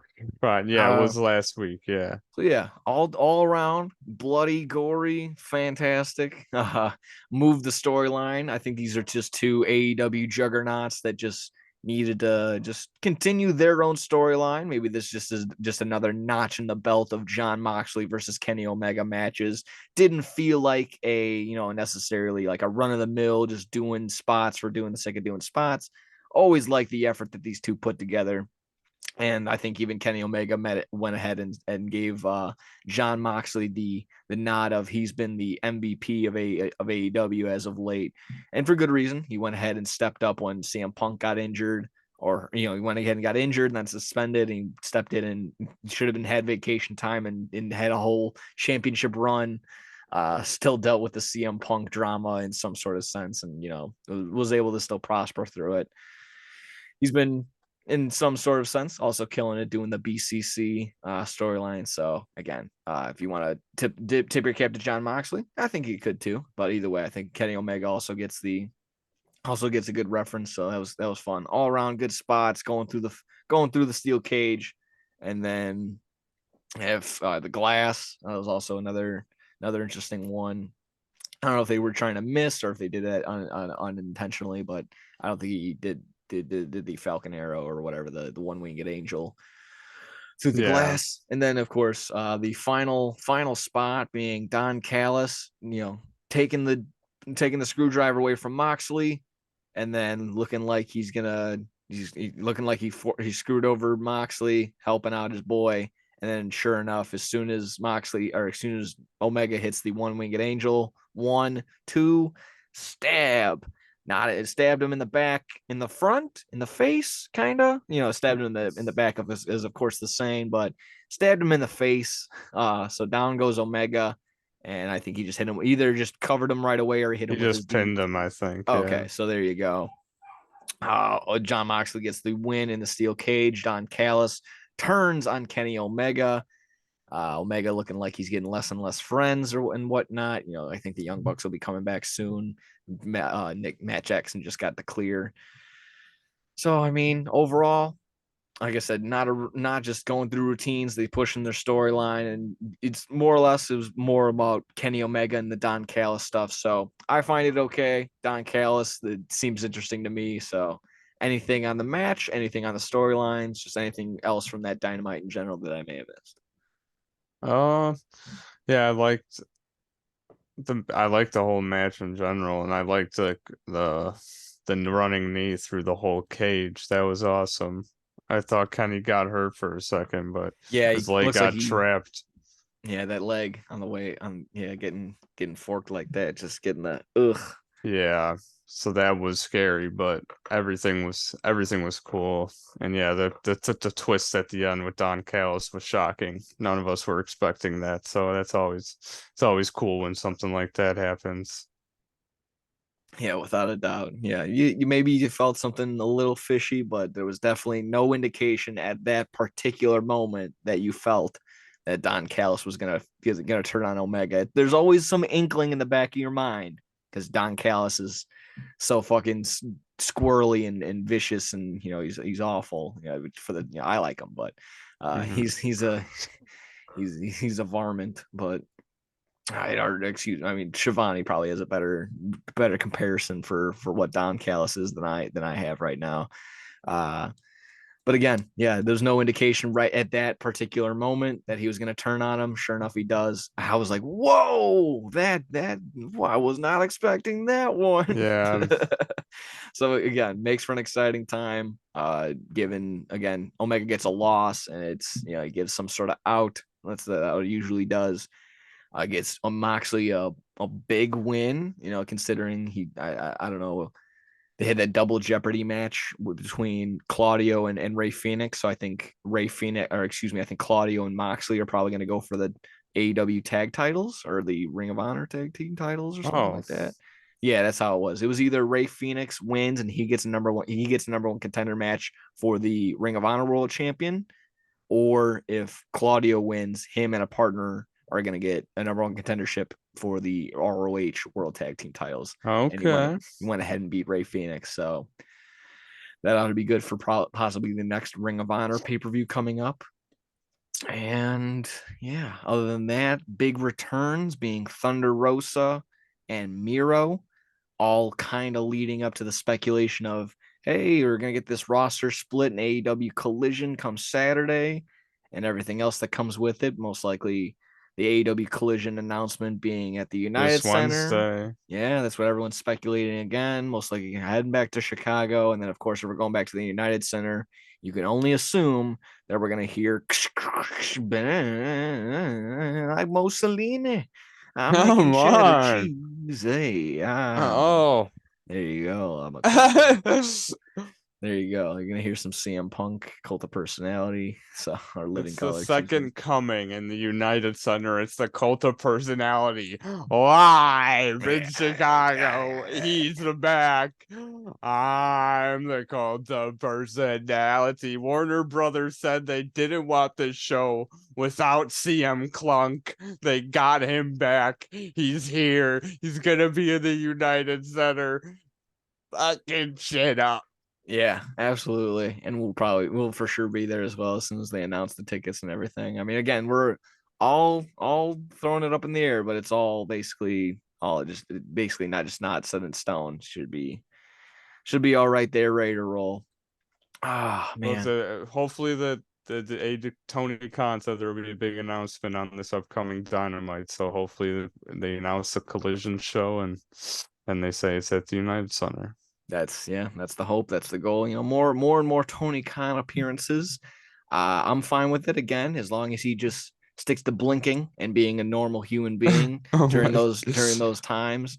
I'm more than okay with it. If he's also just wants to pass the ball and give it to Adam Cole like he has been doing, that's fine too. Adam Cole has a pretty good speaking voice and able to sit down and make these announcements very graspable and understanding. So yeah, every big announcement, it's like Adam Cole has done 2 big announcements now. He's just be like, "Here's Adam Cole." he's like, "Hey guys, hey guys." I'm trying to make my eyes as wide as possible so you can see the whites of them too.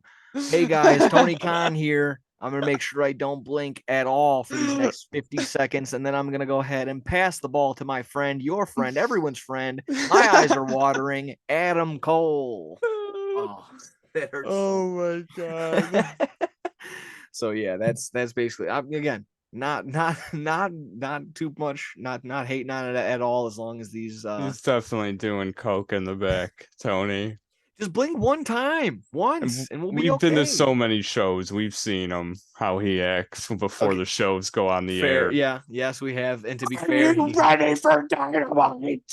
He has calmed down with the stomping and the jumping around. He does still get animated a little bit. Go! I'd rather see that. I'd rather see the passion than just have Vince McMahon crawl into a ball or just have him like. I mean, yeah, it's true. No, I loved how Tony is. Yeah, no, exactly. Love sitting here and making fun of it. At the end of the day, it is always nice to see the passion. He enjoys it, so there you go.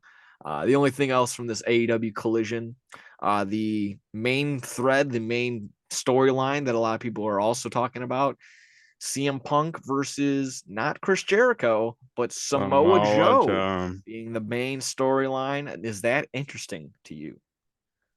That's the one guy CM Punk never beat. Oh, there you go.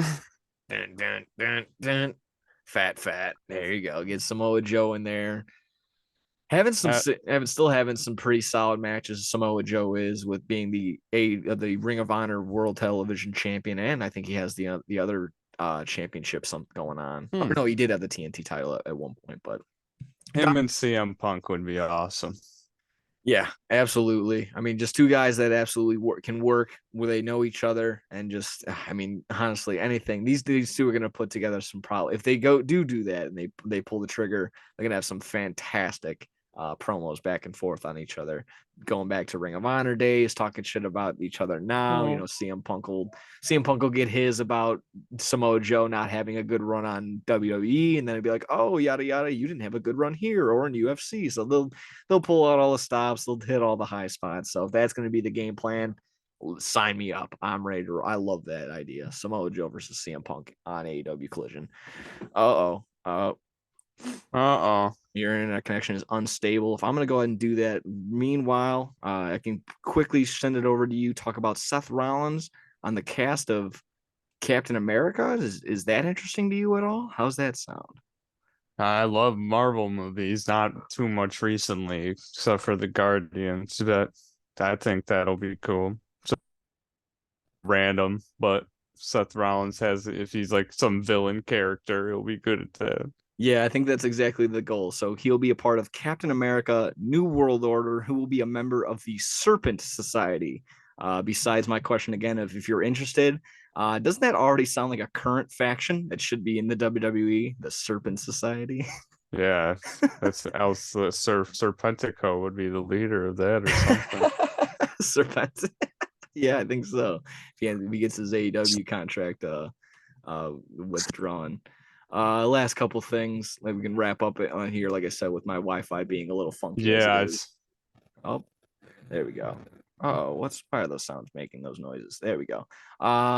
Doctors, this was I was kind of alluding to in the beginning. Doctors telling Randy Orton that he might not be no. returning to wrestling. Some very unfortunate news. My 2 cents is basically, as much as of a legend as he is, as much as we want to see, and there's probably still tons of good Randy Orton we can get out of him. I hate when these guys are broken down and run down and can't enjoy like time with their family and shit like that. So please, if it's recommended by the doctors, my guy, just especially with your back. Like I've seen people time in my own family that just get back injuries and they're just shells of themselves afterward. So I'm gonna again, I'll be on the doctor's side. I'll be the stick in the mud that says don't do anything that's going to jeopardize your overall health. So if it means not coming back to wrestling, as unfortunate as that sounds, just do what's right, Randy. Do what's right for everything. So again, it's unfortunate. If I could sprinkle some dust on it and say, hey, everything's gonna be okay. I wish that could be the thing. I would love watching Randy Orton matches. Love seeing RKO's out of nowhere. But just if he's got to take some time off now, do that. Do exactly that. I mean, just do what you need to do. I mean, Brian Danielson had a retiring injury. Edge had an injury that he said he would never come back from, and both these guys are currently wrestling now. So while they're both neck injuries and everything else, they're different injuries. It's time off, something, just the right recovery, the right anything can flip it around. So while the news is unfortunate now, maybe something can flip, but just again, be smart, do what you can. Randy, love the work. Do what you need to do, my friend. We'll support you either way. Any thoughts on Randy Orton possibly not returning to wrestling? Randy Orton's one of my favorites. Absolutely. He needs to worry about his health. He has a family, so that's what matters at the end of the day. We've seen so many great matches of Randy Orton. He's inspired generations upon generations with RKO, and he is an icon forever. So do what you need to do, Randy. Yeah. You're the youngest world champion ever, I think. Correct. Beating Chris Benoit back in 04. But yeah, I mean, between Legend Killer Randy, Viper Randy, Bro KO Randy with him and Riddle, he had all sorts of things. I mean, rated RKO Randy. Again, just yeah, same boat. See, being a guy that I've watched forever growing up. Like I'm a big fan of Randy, always have been. Just yeah, exactly that. The selfish wrestling fan of me would always say, yeah, do what you can to get back in the ring. But the realistic, guy that's getting older, and I feel pain even though I'm just getting out of bed sometimes in the day. I'm just like, dude, yeah, sometimes you just gotta pack it in. A little older for sure.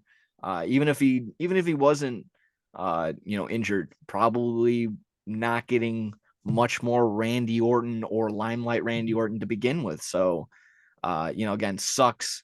Absolutely sucks to hear something like that, but could be a possible redemption arc still in that realm. So take the time off You if you never need. know. Exactly. Take the time off if you need. What would it be? Slight fallback for a big comeback, something Yeah. like that. There you go. Yeah, Yeah. like you said, I mean, yeah, like you said before, like Paige, for Daniel Bryan, Edge. Like, I mean, so many people Tons have of come examples. back from being hurt, and then they said it seemed like they would never wrestle again, and now they all are. So Yeah, just modern sports medicine has evolved so much. I mean, just I know again, not completely different injury, but an ACL tear these days is not a death sentence when it comes to sports anymore. Like that's almost getting down to like a 6 month injury now that people are crazy enough to just get up and go. But like I said, I don't know the extent. I think it's something in his lower back. oh But just get it right. Yeah, I just take all the time that you need, my guy, and he'll probably, he'll never be completely out of it. If he's not wrestling, he can be they a never manager. He are. can exactly. It's just like music. I heard this the other day. It's like wrestling and music. You're never retiring. Aerosmith's on their fifth farewell tour. Rolling Stones just did their seventh farewell tour this year or whatever. Yeah, So it's like Shawn Michaels always said, like when he retired, he tried to like I'm not that anymore, and like he was doing some show like hunting gators or something, exactly. and then and Yeah. now he's like managing NXT and Yeah. stuff. It's Now like he's you've just been booking doing this NXT. your whole life. It's like you can't just throw it all away. You got to use it in some way to further benefit it. Absolutely. Leave it better than when you came in with it, as always too. That's an unfortunate one. So I want to send him home happy. Send him home happy. A little something I wanted to start doing again. Like I said, shout out to Mike and Andy, our boys Mike Daniels and Hmm. Johnny Andrews of the Megastar Pro Wrestling showcase. They did that on Saturday. They went ahead and defeated Devon Dudley's kids. That was awesome. Beat them clean. Beat them clean, even though those pesky referees there at that shows. They're so bad. They get There. so easily distracted. Someone give them some Ritalin so they can pay attention, for crying out loud. But that's all sidebar.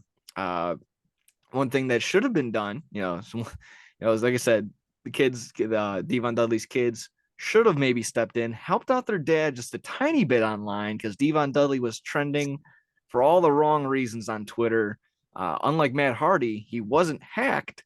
He was just super horned up, like in basically every sort of current wrestling women's stars swimsuit pick, open ass pick, if they were working out, if they just were looking very provocative in some sort of sense. So basically anything that Jordan Grace, Rhea Ripley, or Bailey was posting, he was all over that and more. So he's kind of cleaned it up since a couple days ago. I think that was trending again on like Friday or Saturday. But yeah, Devon Dudley's kids. You're traveling around, you're doing your thing, you're hitting the indies, doing what you should. You're not just doing the performance center BS and you're going to be a product of the WWE. You're hitting the road. You're taking your bumps on the indie scene. But someone's got to step in and teach dad how to use Twitter. So take 15 minutes after your match, call dad, say, hey, that shit's public, my guy. So either mentally like it, like some of us do, or if you're gonna be moderation, like some news, and then like a nice little tits and ass pick, and then like something that's trending in the wrestling industry, and then didn't that one rapper chick just pull out her tits the other day? That was trending, so that was pretty cool. Oh my So God. so just stuff like that. Moderation. It's all about moderation, my guy. Any thoughts on Devon Dudley and his Twitter likes? He's just having fun, man. Yeah, that's fair. I'm sorry. I hate to poo poo on your parade there, my guy. That's on me. That's definitely on me. I'm sorry about that. Also, I just have to say, Jokic. I just have to say, Jokic just got a triple double with like Already. 9 minutes left in the third quarter. I Jesus Christ. What's the current score right now? think they're up by like 20. It's Oh, like jeez. 88 to 70 or something like that. There you Yeah. go. Oh, So 90 to 90, 70. Yeah. there you go. Kind of summing up what we were talking up anyway in the NBA segment. So that seems pretty good. Like I And said, also, I just wanted to say, was it both of his sons? Is it two sons? I Devon's sons? believe so. I believe it's Okay. yeah, two sons. Yeah, Yeah, representing sadly, the. sadly, I missed that show, but yeah, I was curious how I saw the videos you posted and everything. So, Yeah. No, I'll be honest. The show overall decent. decent all around, but I'm gonna maybe some personal bias, or it might just be factual. I think you can check out these playback matches on whatever indie site that they have them on, because they were videotaping them. But our Yeah, boy maybe the Johnny, same one. Yeah, with yeah, the CSW uses. I don't know. yeah, our boy Mike Daniels and Johnny Andrews, I believe that match got the biggest pop due to their overall performance. Because a lot of people there were there to see Mike and Andy, our friends. Between myself, they were kind of filling up in the left side of the stadium of the Berwyn Eagles Club was filled up. It was all our friends over there. So they packed it up. Maybe just was the big pop from being known from the fans, or just naturally because they've been in that organization for a bit. So I'm gonna give them the benefit of the doubt on that for sure. So again, clean win, loved it. Continue on in that. I think their next show, the SCMM, hopefully SCMP. I don't know. These are always hard. The Mega Powers Wrestling.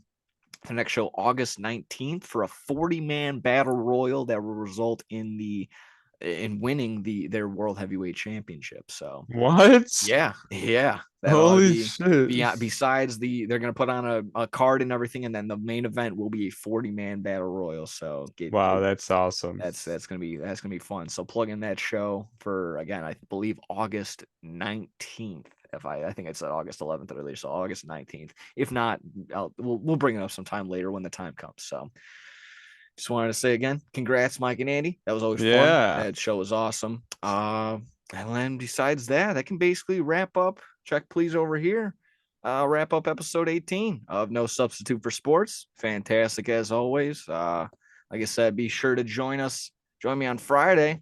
We're ripping these, and like I said, if you're stay tuned, I'll possibly be giving away whatever this relic, or if it is an auto, maybe stick around. I'll be having some details on what I'm gonna stipulations on what you're gonna need to win that. So tune in for that. Gonna be I think that's gonna be fun. I've been getting excited thinking about that again. I messed up some stuff, so I want to get in and not mess it up and just be better. That's always the goal with this stuff. So there you go. Yeah, always improving. Absolutely, absolutely. Any final thoughts before we wrap it up and get on out of here? Uh, not not really. It was a great episode as always, and that stream Friday should be awesome with the packs. Awesome, awesome, fantastic. Alan, take your notes as always. Troy, thank you for joining in. Everybody else, thank you for joining in, for liking, subscribing, sharing us around. Again, can't have 100 views without 100 people watching the show. So again, thank you to everyone that's doing that, everyone sharing it around. It's a joy to our heart, joy to everyone around us. So without further ado, take care of yourselves and each other. We'll see yous. Woo!